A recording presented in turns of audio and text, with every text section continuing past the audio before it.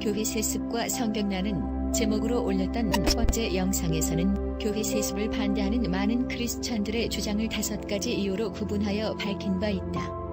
지금부터는 교회 세습과 성경 그 두 번째 영상으로 교회 세습이 그 세습을 강행하는 자신들에게 얼마나 무서운 것인지를 성경적으로 밝히는 내용을 나누려 한다. 먼저 아주 기본적인 질문 하나에 답을 하면서 본론으로 들어가고자 한다. 질문은 다름이 아니고 크리스천들이 하나님의 백성으로 살면서 그들이 가져야 할 가장 큰 관심이 무엇이어야 할까라는 질문이다. 이것을 조금 다른 표현으로 바꿔 말하면 하나님께서 인간을 구원의 백성으로 삼으신 후에 그들이 이 땅에 머무는 동안에 과연 무엇에 가장 큰 관심을 가져주기를 원하실까라는 질문이다. 과연 하나님께서는 당신의 백성들이 무엇에 관심을 가져주기를 바라실까? 그것은 너무나도 당연히 하나님께서 그 백성들을 위하여 준비하시는 하늘의 상급이어야 할 것이다. 성경은 장차 하나님의 백성들이 받게 될 그 상급에 대하여 여러 차례 반복하여 강조하고 있다.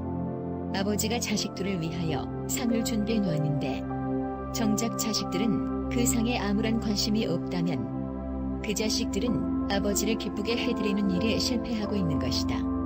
하늘의 아버지와 그 백성들 사이에서도 마찬가지이다.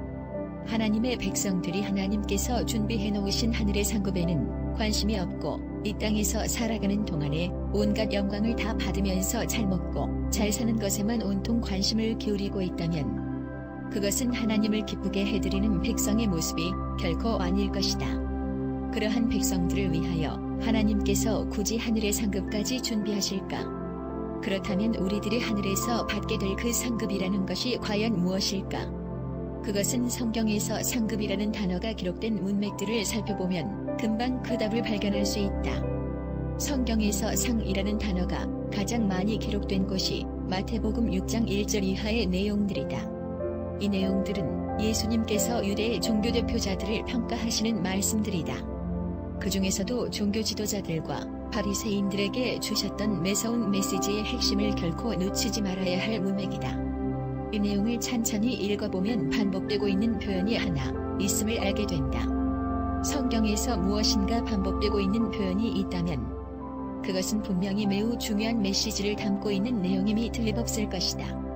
그 중요성이 다른 말들보다 더 중하기 때문에 그 메시지를 강조하기 위한 목적으로 반복되고 있는 것이다.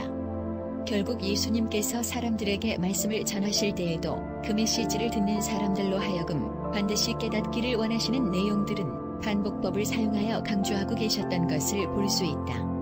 그렇기 때문에 예수님의 말씀 중에서 그 반복되는 표현에 더 귀를 기울이고 집중해서 들어야 할 필요가 있다.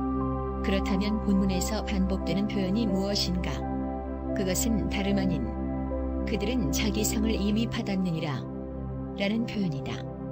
이제 그 내용이 들어있는 본문들을 같이 읽어볼 텐데 읽을 때에 왜 예수님께서 유독 이 말씀을 반복하셨을까? 그것이 얼마나 중요한 내용이길래 주님께서는 반복하여 이 말씀을 강조하신 것일까?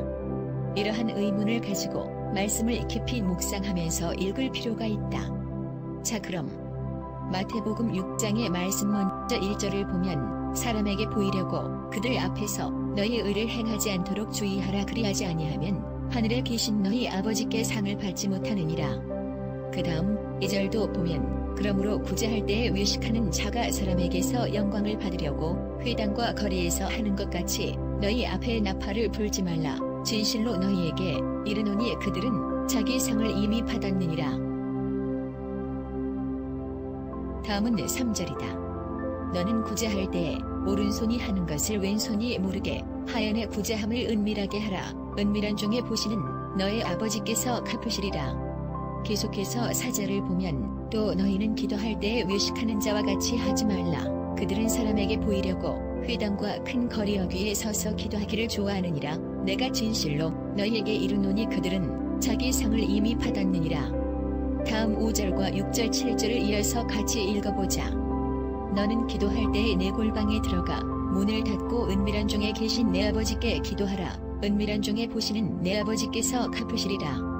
또 기도할 때에 이방인과 같이 중언부언하지 말라. 그들은 말을 많이 하여야 들으실 줄 생각하느니라. 그러므로 그들을 본받지 말라. 구하기 전에 너희에게 있어야 할 것을 하나님 너희 아버지께서 아시느니라. 그리고 16절 말씀도 보면 금식할 때 너희는 외식하는 자들과 같이 슬픈 기색을 보이지 말라. 그들은 금식하는 것을 사람에게 보이려고 얼굴을 흉하게 하느니라. 내가 진실로 너희에게 이르노니 그들은 자기 상을 이미 받았느니. 이상의 말씀에서 예수님께서 반복해서 강조하시는 내용이 무엇이었던가? 이 내용을 집중하여 보면 참으로 무서운 지적이 그 속에 들어있음을 알 수 있다. 예수님께서 지적하시는 말씀을 찬찬히 묵상해보면 그 모든 말씀들의 핵심을 이루고 있는 두 개의 단어가 등장하고 있다는 것을 발견할 수 있다.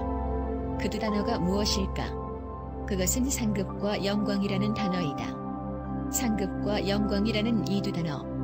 첫 번째로 이 두 단어가 가지고 있는 공통점은 사람들이 모두 이 두 가지를 너무나 좋아한다는 사실이다. 한 사람도 예외 없이 모든 사람들이 다 좋아하는 이 두 단어, 영광과 상급. 그런데 이보다 더 중요한 것은 이 두 단어가 가진 두 번째 공통점이다. 이 두 개의 단어가 가진 두 번째 공통점은 사람들이 모두 좋아함에도 불구하고 하나님의 백성들이 이 땅에 살아가는 동안에는 하나님께서 절대로 허락하지 않으신다는 사실이다. 이 두 번째 공통점 속에는 몇 번을 강조해도 지나치지 않을 만큼 중요한 메시지가 들어있다. 우리가 이 땅에 발을 딛고 살아가는 동안에는 결코 허락되지 않는 이 두 가지, 바로 영광과 상급이다. 사랑의 하나님께서 당신께서 사랑하시는 그 백성들에게 왜 허락하지 않는 것일까? 그 백성들이 너무나 좋아하는 것임에도 불구하고 하나님께서 이 땅에서 당신의 백성들에게 허락하지 않으시는 그 이유를 굳이 알아야 한다. 그 이유를 찾기 위해서 그 두 단어, 영광과 상급이라는 단어가 말씀 속에 반복해서 등장하는 것을 유심히 묵상해보자. 이 두 단어가 가진 두 번째 공통점 속에 인간이 이 땅에 존재하는 목적이 숨어있다. 인간은 하나님의 영광을 위하여 창조되었고 인간의 존재 목적이 하나님의 영광이라는 사실을 모르는 크리스찬이 있을까? 그런데 아주 기본적이면서도 가장 중요한 이 핵심 진리를 인간은 끝없이 잊어버리면서 살아간다. 왜일까? 인간의 본성은 에덴 동산의 타락 이후로 이 땅에 사는 동안에 자신들이 영광을 받고 싶은 사탄의 속성에 강력하게 지배를 받고 있기 때문이다. 결국 자신들이 하나님의 영광을 위하여 창조되었다는 참진리에 의하여 인간의 모든 행동들이 지배를 받는 것이 아니고 오히려 내가 이 땅에 사는 동안 내 영광을 누리고 싶다는 타락한 욕망에 의하여 강력하게 지배를 받기 때문에 인간이 에덴 동산에서 타락하기 전과 타락하기 후의 차이는 여기에서 더더욱 선명해지는 것이다. 그래서 그 영광에 관한 욕망을 이기는 것이 하나님을 기쁘게 해드릴 수 있는 가장 큰 이유로 작용하게 되는 것이다. 그러한 이유 속에 영광과 상급의 영적인 매우 중요한 함수관계가 있는 것이다. 이것에 그다지 예민하지 않은 사람들은 하나님의 가장 큰 관심에 예민하지 않은 것과 마찬가지이다. 그러한 이유 때문에 하나님의 백성들이 이 다음에 하늘나라에 가서 받게 될 상급 또한 바로 이 땅을 살아가는 동안에 이 땅에서 받고 싶지만 하나님의 기쁨을 위하여 기꺼이 뿌리친 바로 그 영광, 바로 그것이 우리가 하늘에서 받게 될 바로 그 상급, 영광이라는 사실을 예수님께서는 몇 번이나 강조하시면서 밝혀주시려 하셨던 것이다. 이것이 바로 자신들이 하나님을 잘 섬긴다고 스스로 믿고 있던 당시의 종교 지도자들에게 주님께서 주신 메시지의 핵심인 것이다. 이것은 우리의 신앙 인생 전체가 걸려있는 매우 심각한 메시지가 아닐 수 없다. 결국 우리들 신앙인들의 궁극적인 최고의 인생 목적은 누가 뭐라 해도 저 천국으로의 영광스러운 입성이며 그곳에서 받게 될 상급이어야 함이 마땅하다. 만약에 그것보다 더 중요한 신앙 인생의 목표가 있다면 누구든 필자에게 제시해 주었으면 한다. 예수님께서 이 땅의 성육신으로 잠시 머무시던 그 시기에 가장 예민하게 생각하셨던 것 또한 영광과 상급의 문제였다는 사실을 기억하시는가? 예수님을 십자가로 내몰았던 유대의 종교 지도자들이 그들이 기다리던 메시아와 무엇 때문에 그토록 격렬하게 부딪혔는지를 기억해야 한다. 유대의 종교 지도자들 또한 하나님을 섬기는 자들이기 때문에 그들의 인생 목표가 하나님께 인정받는 것이 아닐 리가 없었을 것이다. 그러나 그들의 삶을 정확하게 간파하시면서 평가하시는 주님께서 결국에는 그들이 하나님의 뜻에 완전히 반대되는 모습으로 신앙생활을 하고 있다고 폭로하시는 모습을 좀 더 심각하게 지켜보아야 하지 않겠는가. 이 땅에서 하나님께 영광 돌려드리는 일이 주 임무였던 종교 지도자들이 자신들의 본연의 임무와는 완전히 반대로 오히려 사람들에게 존경받고 영광받는 일을 더 좋아하는 자신들 속에 감추어진 내면적인 타락한 속성이 결국에는 예수 그리스도를 통하여 만천하에 폭로될 때에 그것을 도저히 인정하고 싶지 않았던 그 지엄하신 분들이 메시아를 통하여 하나님의 영광을 탐내는 자신들의 타락한 속성이 더 많은 사람들 앞에서 드러나기 전에 예수를 죽이기로 결정하지 않았겠는가. 그만큼 인간은 영광을 탐내는 자신들의 속성을 포기하지 못하는 것이다. 그들이 수천 년을 기다리던 메시아를 죽이면서까지 끝까지 포기할 수 없었던 그들 자신들의 영광. 바로 그것이 사탄의 지배를 받고 있던 타락한 지도자들이 예수님을 분노하게 만들었던 바로 그 위선의 정체였던 것이다.